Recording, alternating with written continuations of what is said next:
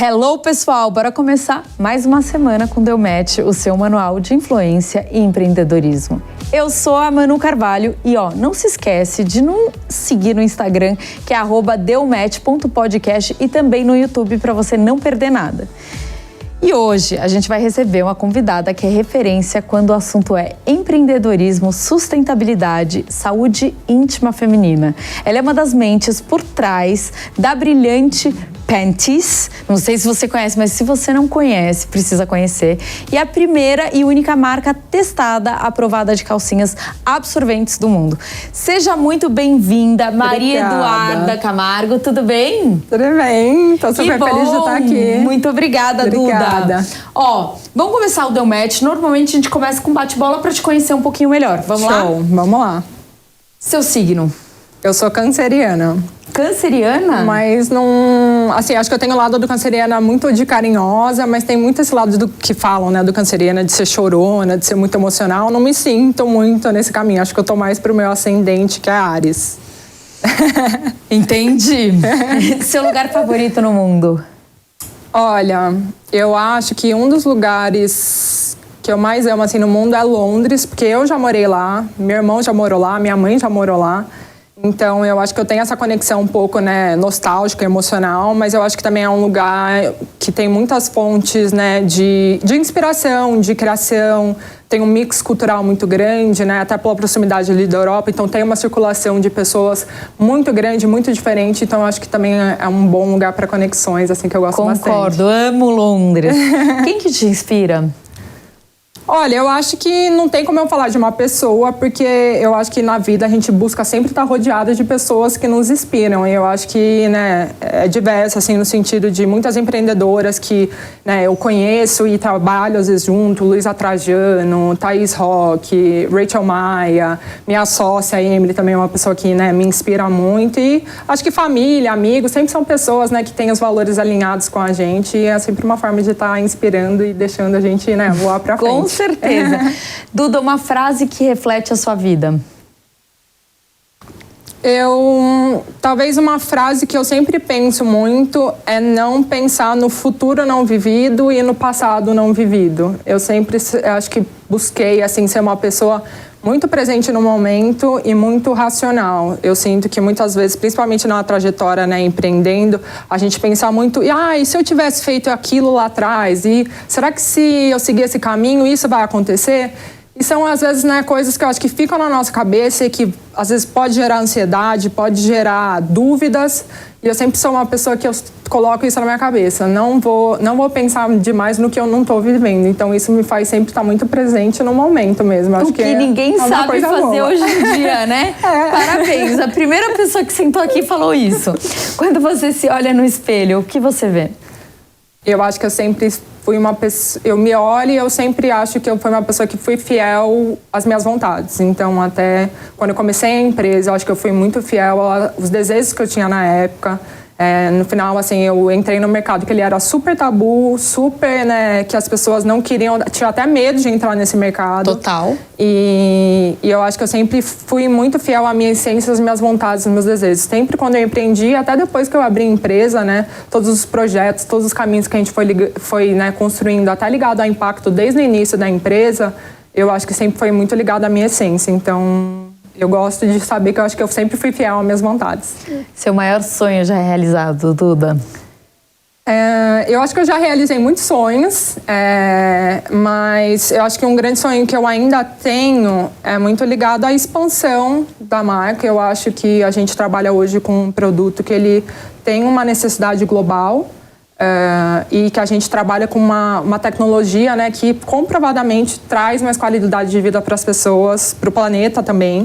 Então, eu acho que um dos meus grandes sonhos é ver, a gente já começou um trabalho de expansão, mas é ver a marca bem estabelecida em cada vez mais territórios, porque a gente sabe que como marca e através dos nossos produtos a gente sempre consegue trazer um benefício. Então, isso é muito legal.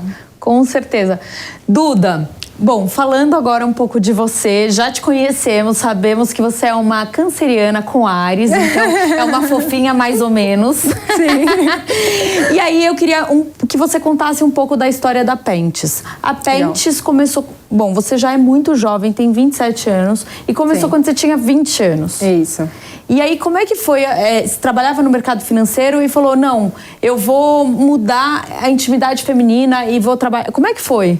Eu acho que o dia que me deu um clique, assim, que eu falei, gente, eu tenho que fazer alguma coisa que eu talvez acredite mais, era assim, quando eu vi que no dia a dia até de mercado financeiro, eu me via muitas vezes tendo que focar em produtos justamente para bater metas e não porque eram produtos que eu realmente acreditava ser a melhor opção.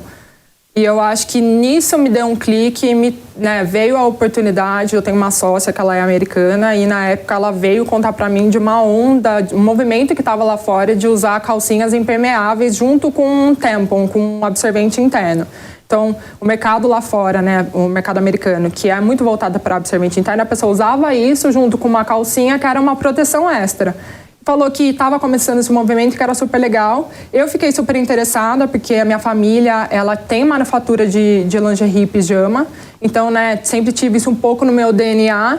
E eu falei, gente, esse é um mercado que é muito legal, é um espaço, é um conceito muito legal, mas eu acho que talvez a gente tenha que ir um pouco além disso. Tá. Que foi quando a gente começou a estudar muito sobre tecnologia têxtil para fazer uma calcinha que no final ela não era para ser impermeável, ela tem uma propriedade impermeável também, mas para ser uma calcinha que fosse capaz de realmente absorver, né, segurar ali qualquer líquido e ter também a propriedade impermeável para que você substitua o uso do absorvente, não você usar isso complementar a outros métodos que eu achava que para o mercado brasileiro, que é um mercado que consome muito absorvente externo, não faria muito sentido. Além da calcinha, vocês também têm outros produtos, como o coletor. Conta um pouquinho pra gente. Eu acho que conforme a gente foi crescendo na empresa, a gente foi vendo, né, duas coisas. Necessidade. Uma é que o mercado de menstruação é feito, né, por várias categorias e eu acho que a gente não está aqui como empresa para falar a melhor categoria é calcinha absorvente. A gente é focado nisso, mas a gente também tem muito esse mindset de ter várias opções e tá na mão, né, do consumidor escolher qual é a melhor opção para mim. Então, eu acho que a gente tem muito essa filosofia de ter opções e sempre, né, em cada categoria tá ofertando o melhor que a gente pode. E eu acho que também com o passar dos anos a gente foi vendo novas necessidades que iam além de menstruação, que a gente também foi, né, atacando. Então, maternidade, a gente foi a primeira marca a criar um sutiã absorvente com tecnologia de absorção do mundo. Então, a gente foi muito para esse nicho de maternidade. Incontinência urinária, a gente tem uma outra tecnologia de absorção que é só mais focada em incontinência, em escape urinário. Então, eu acho que conforme a gente foi crescendo, a gente foi, né, usando a mesma expertise, que é trazer tecnologia têxtil e inovação de produto, mas atacando mais dores do mercado, assim. Você já assistiu Padman? Não. Meu, você tem que assistir. Eu tinha certeza que você já tinha assistido. Não. Padman é a história de um indiano que criou o absorvente na Índia. E ele faz muito, né? Eu imagino que quando vocês criaram a Panties, né, a calcinha, vocês devem ter feito muitos testes, né? De acontecer ou não. E é muito legal. Bom, recomendo. Já me indicaram. Agora que você contou, já me indicaram e eu acabei não vendo. Mas é bom você falar. Menstruação, né? E acho que o tema de sexualidade né? Sexualidade feminina barra menstruação barra intimidades sempre foi um tabu. Sim. E na Índia, né, até falando um pouco sobre o filme, ele quer inventar, ele é uma família super simples, ele quer inventar o absorvente vendo a irmã ali na necessidade.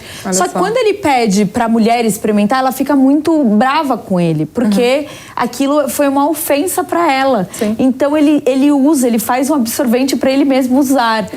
E eu acredito muito, né? Quando você está lançando um produto novo, você tem que testar muitas vezes. Como é que foi para vocês? Quantas vezes vocês testaram? A gente fez mais de acho que a gente fez 54 iterações de produto até chegar à versão final. E todas elas a gente foi testando não só a parte técnica, né, de absorção mesmo, mas de conforto de peça, né? Então, provar em vários tipos de corpos. Então, essa sempre foi uma questão pra gente. Assim, enquanto a gente achava que não estava perfeito, a gente não lançou. E eu acho que esses 54 protótipos chegou quase a dar 1 ano e meio de desenvolvimento para a gente realmente falar, não, agora agora vamos lançar.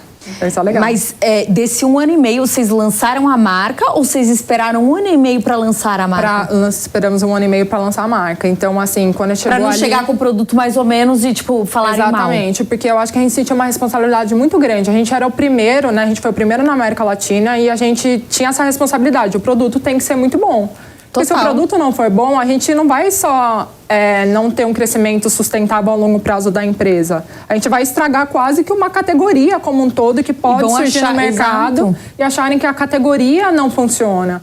Então, a gente sentia essa responsabilidade muito forte. Então, quando foi chegando ali, quando a gente viu que a coisa já estava quase, né, no caminho ali correto, mais ou menos uns 6 meses antes da gente lançar a marca, aí sim, a gente, em paralelo, foi trabalhando desenvolvimento de produto com desenvolvimento de marca. E aí, a gente acabou lançando em agosto de 2017.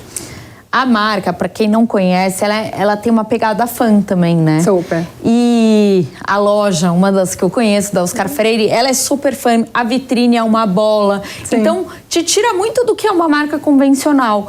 Como é que vocês foram criando, entendendo o que era a Panties? Como é que vocês fizeram o branding dela? Eu acho que desde o início a gente queria que a marca ela fosse uma marca real, que representasse assim a realidade. Então a gente via muito assim multinacionais na época que nossa referência, né, dentro do mercado de menstruação sempre foi multinacionais trabalhando muito o lado de absorvente descartável.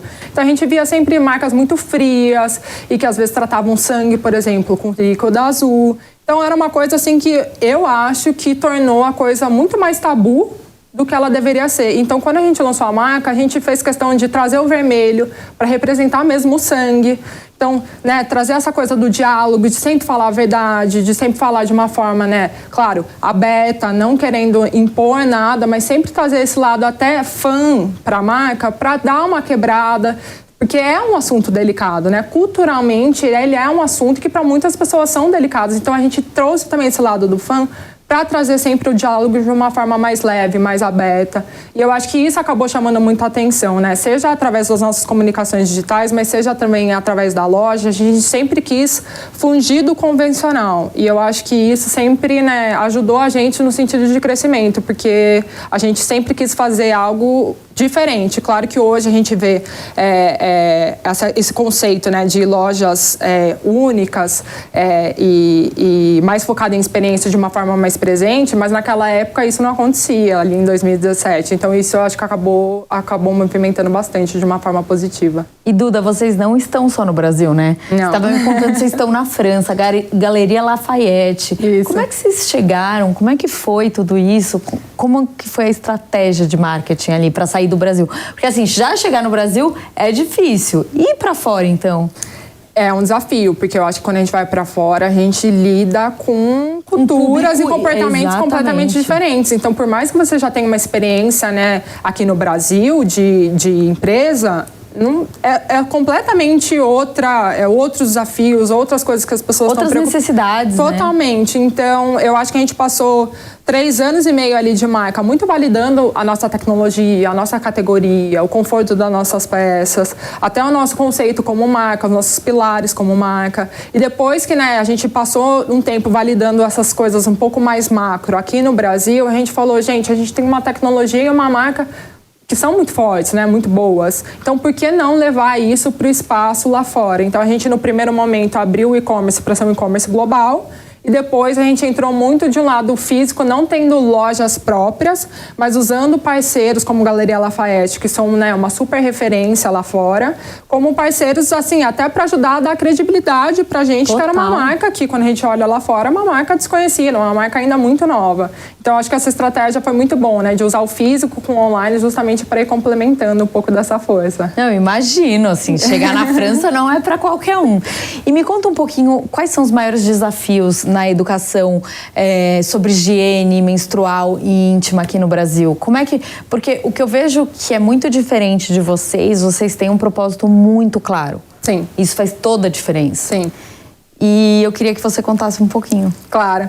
Não, eu acho que, né, um dos grandes desafios que a gente tem em atuar nesse mercado e até introduzir um pouco da nossa categoria é a questão que culturalmente é um super tabu. Então, total. Né, as próprias... A gente vê, né... próprias mulheres, às vezes, com uma dificuldade de falar abertamente sobre o assunto e como que a gente vai introduzir uma categoria sem a gente falar abertamente sobre isso de uma forma mais natural, porque é algo completamente natural. E eu acho que a forma que a gente viu desde o início, para, acho que trazer um pouco disso, é que a gente sempre investiu em conteúdo como se conteúdo também fosse um produto da marca.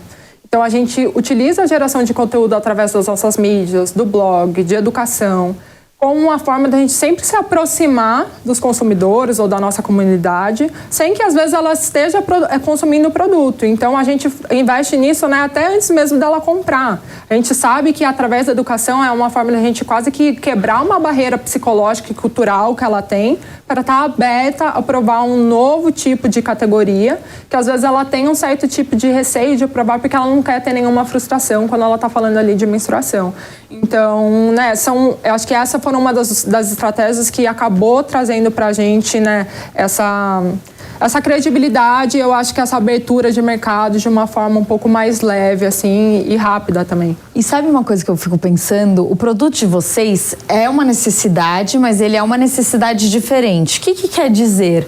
Tipo, normalmente um consumidor, né, uma consumidora, na verdade, ela vai comprar um absorvente achando que aquilo ali vai resolver a vida dela. Quando ela muda para uma calcinha que é absorvente, tem um pouco até de medo, porque assim, e se não funcionar e vazar na roupa? Sim. Isso daí é o maior medo da mulher, né? Entre todas alguns as outros medos, apontam que vazamento, funcionalidade da peça é a preocupação número 1 que ela tem. E até quando a gente começou a marca, a gente muito olhou assim, você está satisfeito ou não está satisfeito com os produtos que tem no mercado para menstruação? A resposta foi, estamos insatisfeitos. E quais são as causas disso? O número 1 era a questão de vazamento, justamente porque está ligado às vezes com uma frustração muito grande de às vezes você passar alguma coisa em público que você às vezes não quer passar. Depois era conforto. Depois eu vi sustentabilidade. Nossa, conforto para mim é algo que realmente faz muito sentido, porque aqui como mulher, né, e abrindo aqui, eu acho que é muito ruim aquele negócio que fica o dia inteiro e tipo sambando ali. É muito ruim, é uma situação muito ruim. É mesmo. E aí, e sustentabilidade também apareceu de uma forma muito, né, latente, assim, que pra mim, há anos atrás, claro que hoje essa pauta de sustentabilidade é uma coisa, né, cada muito vez mais falada, atual. mas lá atrás me chamou a atenção. E a gente pegou cada uma dessas dores pra realmente, assim, vamos em cima disso construir o melhor produto possível. Então, um produto que, além de ter uma tecnologia de absorção, né, muito boa, que ele seja confortável como se você estivesse usando uma lingerie, uma calcinha normal do dia a dia. O produto, por ser um produto reutilizável, está muito ligado também com a questão da sustentabilidade e com a questão até de economia, porque é um produto, né, que você deixa de consumir descartáveis, então é um produto que ele rapidamente se paga e começa a gerar economia para o bolso quando a gente vê isso a médio e longo prazo. Então, isso foi muito bacana, que eu acho que a gente trouxe esses estudos para pautar toda a parte de desenvolvimento de produto e trazer um produto, né, diferenciado, como você mesmo falou. Duda, quando a gente fala nas suas clientes, eu tô aqui julgando, tá? Eu entendo que são clientes mais jovens. Faz sentido? Porque assim, quando você fala até em sustentabilidade, a geração Z, eu sempre falo isso aqui, é uma geração muito ligada a propósito e o que você está fazendo de volta para o mundo. Super. E vocês têm ações, inclusive eu quero que você conte depois, para o mundo. Mas faz sentido isso? Sim, a nossa faixa hoje de consumidores, assim, a maior faixa que a gente tem é de 25 a 35 anos, que são consumidores jovens, mas são consumidores que já têm um certo tipo de independência financeira, total, né, para comprar. E o público mais novo, o adolescente, por exemplo, é um público que é extremamente engajado com a gente nas redes sociais, mas que às vezes a gente não enxerga isso diretamente através das compras, porque ainda é um público que muitas vezes depende do pai, da mãe, de algum parente para conseguir fazer a compra. E até a gente, na hora de fazer o tracking desses dados comercialmente, né, a gente às vezes não consegue enxergar isso de uma forma muito direta. Mas eu acredito muito que a nova geração é uma nova geração muito mais consciente ao lado de consumo. E até em termos, né, de estratégia da empresa, é um público que a gente quer olhar e quer estar cada vez mais próximo, porque a gente realmente acredita que a nova geração ela vai querer muita coisa diferente do que as coisas que eu consumi, por exemplo, quando eu era mais jovem. Então, total. Isso é muito bacana, assim, desse novo lado que eu acho que está cada vez mais forte da geração. E Duda, tem um dado aqui, divulgado pela Unicef, que 15 milhões de mulheres não têm acesso a produtos adequados de higiene menstrual, Sim. né? Como que você acredita que a sociedade pode abordar essa questão de forma mais eficaz e inclusiva? Legal. Então, eu acho que quando a gente está falando de dignidade menstrual, pobreza menstrual, a gente está falando de alguns problemas. Uma é a falta de acesso a produtos adequados. A outra é a falta de infraestrutura. Né? Então, acesso, né, à estrutura de banheiro, de água. E a outra também é muito ligado à informação, educação. Então, eu acho que, né, o nosso papel como sociedade, o primeiro deles é dialogar sobre isso, trazer essa pauta um pouco mais à tona, porque apesar de ser um assunto que está um pouco mais presente na mídia ultimamente, ainda é uma pauta pouco falada, e falar sobre isso é uma forma, né, de trazer a atenção não só da sociedade, mas das empresas, do governo, para que sejam criadas políticas justamente para ajudar aí a combater cada um desses problemas. A gente, como empresa, quando eu olho esses três, a gente atua muito no lado de educação. Então, hoje a gente tem um programa que ele é muito voltado a desenvolvimento do corpo. Perguntar como é que vocês estão nessa luta. Então, já entrou no próximo assunto. Super. Mas a gente tem um programa, né, que ele é mais dedicado a escolas públicas, de 6 episódios, trata muito sobre menstruação, desenvolvimento do corpo, sexualidade. Então, é um programa gratuito que as escolas elas podem se inscrever justamente para receber esse material. É um material indicado ali de 11 a 14 anos para meninos e meninas, e justamente para trazer um pouco mais de informação e educação, principalmente nesse período que é o período que realmente o corpo está mais em desenvolvimento, né? Das mudanças. E do lado também de acesso.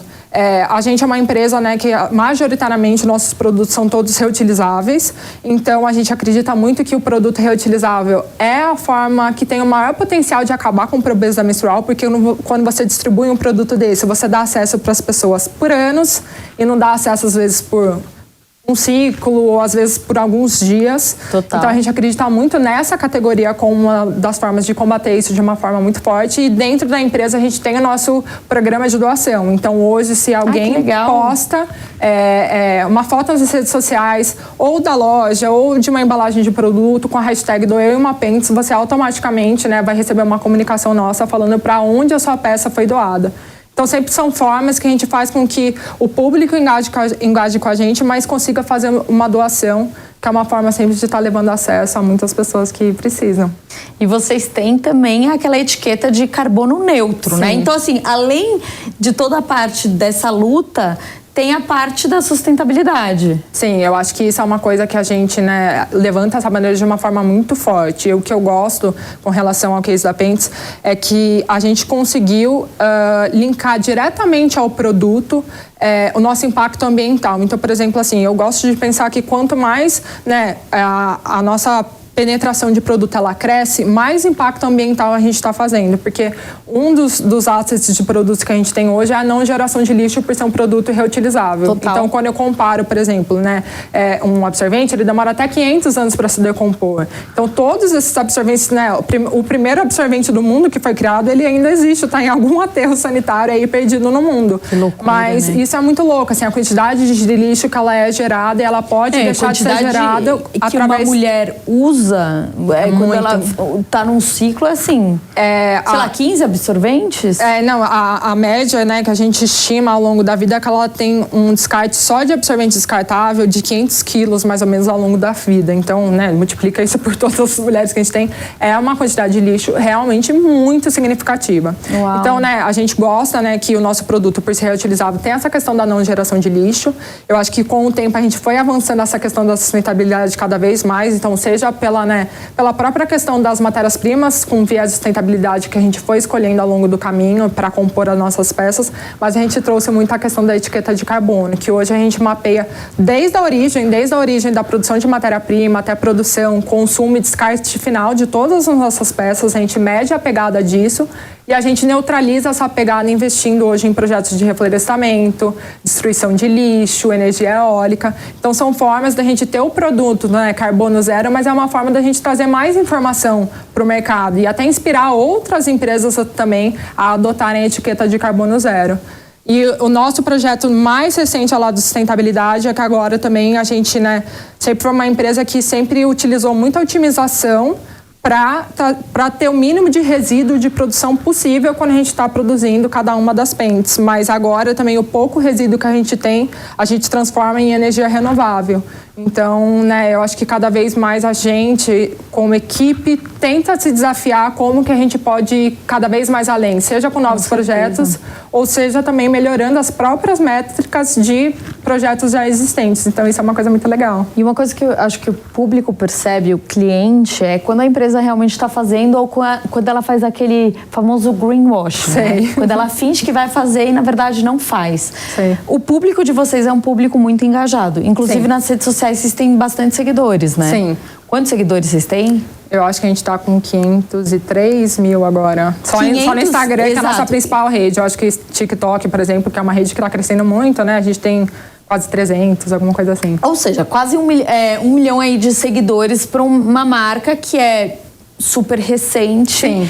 E que tem um público muito engajado. Como é que vocês criam as ações assim de marketing, pensando nessa parte do digital? Eu acho que a gente sempre, tanto ações de marketing como até desenvolvimento de produto, a gente sempre gosta de pedir muita opinião do cliente. A gente gosta de se comunicar com o cliente, seja via CRM, durante uma compra, após compra, seja através de redes sociais mesmo, instigando, fazendo perguntas para o cliente e pedindo a interação deles. Então, eu acho que ter criado esse espaço, né, de uma conversa aberta e que a gente escuta o que eles estão, né, propondo para a gente, é uma forma muito bacana que faz com que as pessoas se engajem, porque a gente não tá ali só para, né, colher informações, a gente está ali para colher informações e para implementar elas, porque na verdade, quem dita, né, muito do que vai vir ainda no mercado são os consumidores. Eles, às vezes, estão antecipando até as demandas deles, seja de conteúdo, seja de produto. Então, essa eu acho que é uma ótima fonte que a gente sempre utilizou desde o dia zero para realmente ter esse contato muito próximo e esse engajamento que eu diria, né, que a gente realmente é uma marca, assim, bem engajada, assim. Eu acho que eu fico muito feliz que eu acho que a gente que está de dentro vê todas as políticas e fica muito motivado com as políticas que a gente tem dentro hoje da empresa. Mas quando a gente vê que o público de fora, né, também enxerga isso e vê que é uma coisa real, isso é muito gratificante, assim como empreendedora. Total. É muito legal. E Duda, falando sobre influenciador, vocês usam bastante? Como é que vocês fazem essas collabs? Porque uma das coisas, né, como agência também a gente indica muito para as marcas, é procurar os influenciadores que têm os mesmos valores que vocês. Sim. Como é que vocês acham essas influenciadoras e que vocês criam essa conversa, essa comunidade? Eu acho que a gente é muito focado em achar, como eu posso dizer, nichos, assim, ou grupos. Então, a gente tem, né, o nosso squad de influenciadores que é ligado à temática de consumo consciente, de sustentabilidade. A gente tem que ter esse valor. Exatamente. A gente tem também um outro que é mais ligado à nutrição, à saúde, a olhar para o próprio corpo. Então, a gente faz esse mapeamento realmente por temáticas. Eu não vejo a gente meio que apostando em uma influenciadora meio que, porque ela tá grande, porque ela tá bombando. A gente vai muito pela, como você falou, que valores que elas traz, porque esse papo, ele fica muito mais verdadeiro, e eu acho que no nosso, né, na nossa posição a gente acaba buscando muito isso, e a gente acaba tratando cada um desses assuntos para ir realmente criando nosso squad mesmo, assim. Então a gente trabalha bastante, não só com influenciadores, mas com outras marcas também. A gente faz muita collab de produto, e colaboração de produto envolve muito valores de outras marcas estarem super alinhados com o nosso. Até para você entender, né, nessas collabs, como é que a pessoa pensa, você pensa e juntar tudo isso. Claro, né? claro. Até porque, assim, né, eu acho que quando a gente tem valores alinhados ao lado de empresas, provavelmente o público que também segue aquela empresa vai se relacionar bem com a gente. Então, é uma fonte também de aquisição, de crescimento que tem dado muito certo. E Duda, você estava me contando que você já recebeu alguns prêmios e que, inclusive, você está ao lado de pessoas super empreendedoras que você aprende bastante. Eu queria que você contasse um pouco desses prêmios, como é que foi para você chegar e como é que foi para você ter um reconhecimento desse. Legal. Então, eu acho que eu sempre fui, né, eu, minha sócia também, a gente sempre teve uma cabeça No início, quando a gente está começando um negócio, eu acho que a gente sempre buscou muito redes de apoio. Então, a gente sempre buscou estar dentro de redes de apoio de empreendedores ou redes de apoio de mulheres empreendedoras, principalmente. Então, a gente foi circulando nesse meio e dentro disso a gente sempre foi vendo a oportunidade de estar participando de algumas premiações. E eu acho que nessas premiações é uma ótima forma não só de conexão, mas a gente mostrar um pouquinho dos nossos trabalhos, das nossas políticas, até para ver se o caminho que a gente está traçando faz sentido. E então a gente, né, ganhou alguns prêmios ao longo do caminho. O mais recente foi o da Cartier, que é um prêmio global focado em empreendedorismo feminino. Já teve alguns outros também, da Ernst Young, a gente é uma empreendedora Endeavor também. Mas sempre eu acho que, né, trazer esse case de inovação, de não ter medo de trazer uma disrupção do mercado que ficou parado do tempo, conseguir ligar isso muito ao tema ESG, de impacto, sempre chamou muita atenção, porque eu acho que a gente sempre tentou se provar como um case que a gente não esperou tá médio, tá grande para trazer essa parte de impacto para o DNA da empresa. A gente sempre teve isso inserido desde o dia zero.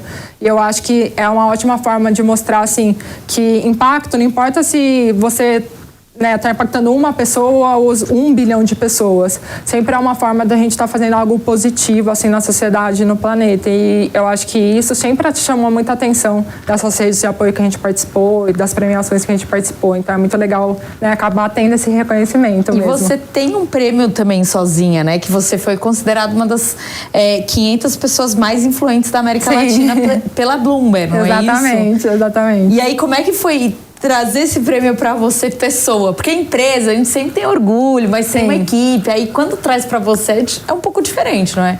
Eu acho que é uma validação, né? É porque eu acho que, né, tudo que a gente faz na Pentes tem o meu lado de gestão, mas a gente também faz isso muito em conjunto com a equipe. A equipe é uma ótima, né, fonte de motivação e da gente fazendo tudo junto. Mas é uma forma de validação. Eu acho que quando a gente começa um negócio, a gente tem muitas dúvidas. Será que vai funcionar? Será que vai dar certo a longo prazo? O mercado que eu estou entrando é um mercado que as pessoas vão estar abertas. Então, né, eu acho que isso é uma forma de validação, assim, dos projetos que a gente cria que são fora da caixa e também de todo o caminho que a gente está trilhando, né? Da gente saber que a gente está trilhando um caminho que ele é certo, senão provavelmente esses reconhecimentos não viriam. Duda, como é que você enxerga os próximos passos da Pentes? Eu acho que eu vou em busca do meu sonho que eu falei aqui no começo. Eu acho que de próximos passos a gente está focado realmente bastante. Não há a maior consolidação aqui no Brasil. Eu acho que, né, claro, tem muito espaço ainda a se ganhar aqui no Brasil. Mas a gente vê oportunidades também de já começar a fazer alguns movimentos para fora. Então, né, a gente já está presente ali, principalmente na Europa. Mas a América Latina agora está sendo o nosso próximo foco assim, de expansão fora do Brasil. E eu espero, né, que daqui para frente sejam cada vez mais e mais mercados.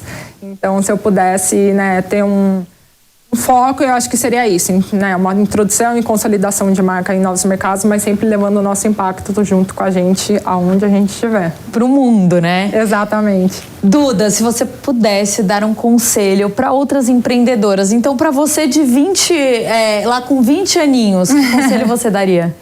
Eu acho que o conselho sempre que eu dou é que, independente se você vai empreender criando um produto, um serviço, eu acho que tem que ser alguma coisa que você se identifica e que você ama.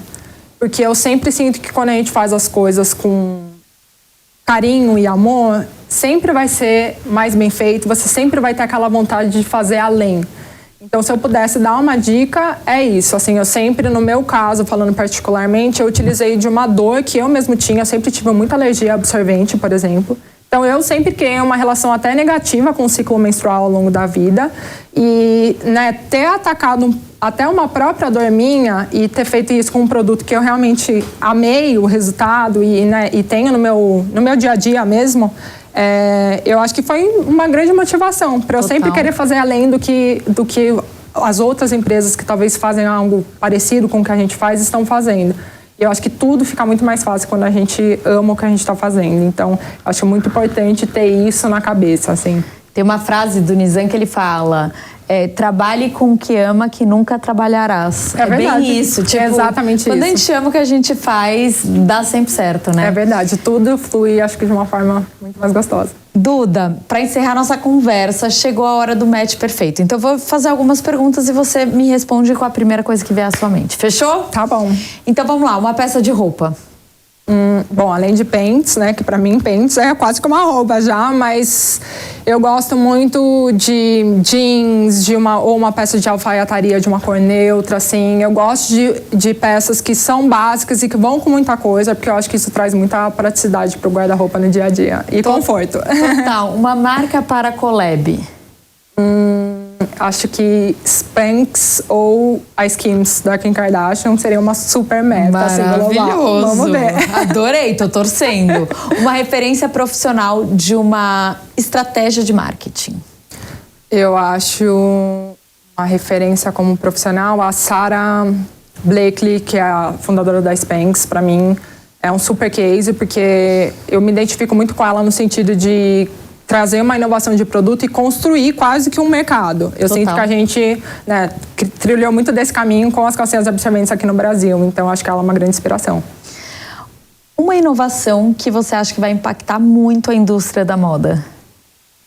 Eu acho que não só a indústria da moda, mas AI, né, inteligência artificial, acho que vai mudar muito várias indústrias e como elas se comunicam entre si. Então, com certeza, é algo pra gente ficar de olho.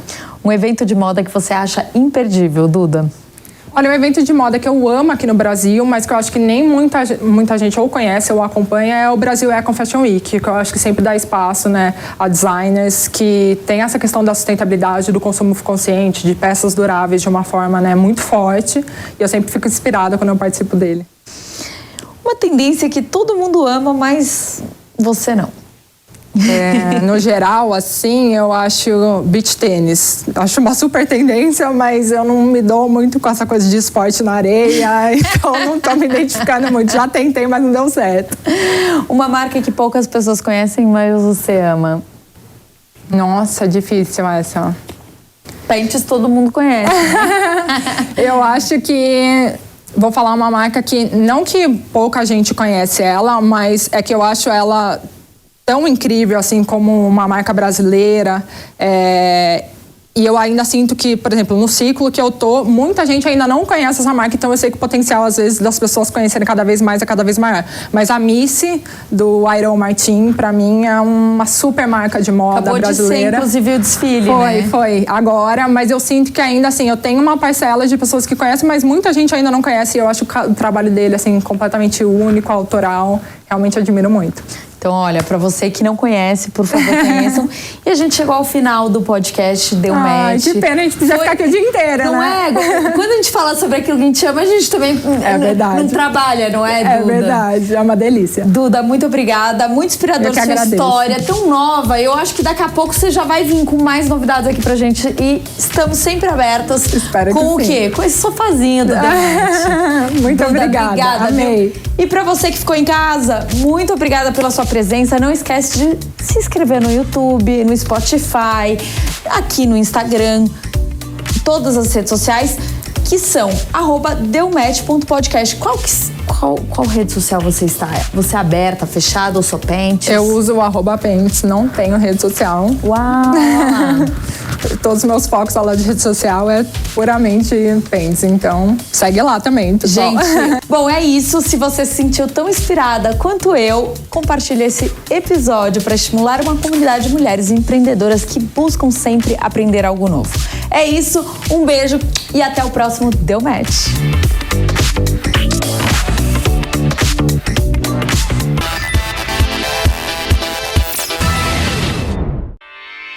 Realização Jovem Pan News.